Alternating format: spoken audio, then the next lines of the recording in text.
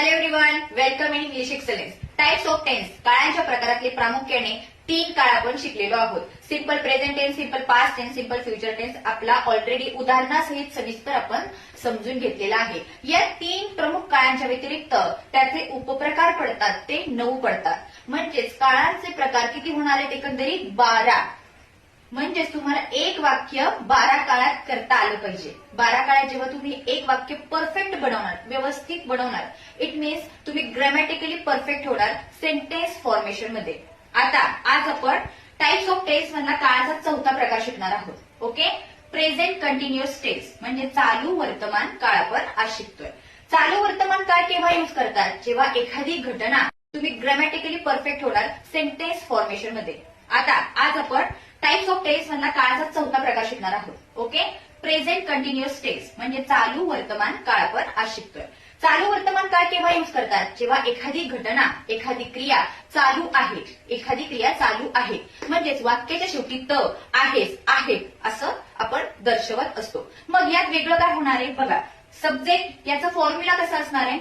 Subject plus MR is plus verb. Me already तुमच्या verbs मध्ये simple present tense मध्ये, simple past tense मध्ये तुम्हाला शिकवलंय. V1 घ्यायचाय, V2 घ्यायचाय, म्हणजेच वर्ब 1 घ्यायचाय, वर्ब 2 घ्यायचाय. पण इथे मात्र वर्बला ING लागणार. आपण पुढे आपण सविस्तर बघूया. ओके, म्हणजेच फॉर्म्युला काय होणार आहे? Subject plus MR is plus verb ING. Let's take some example here. बघा, मी आता निघत आहे.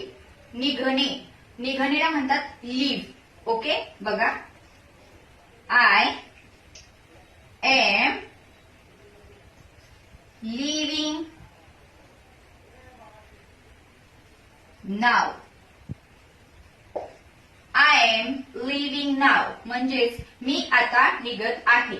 ओके, सेकंड सेंटेन्स, मी तुला शिकवत आहे. मी तुला शिकवत आहे. I M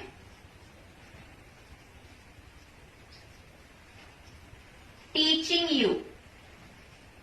4 sentences here. मला आज बरं वाटत आहे.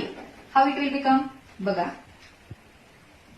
I am feeling much better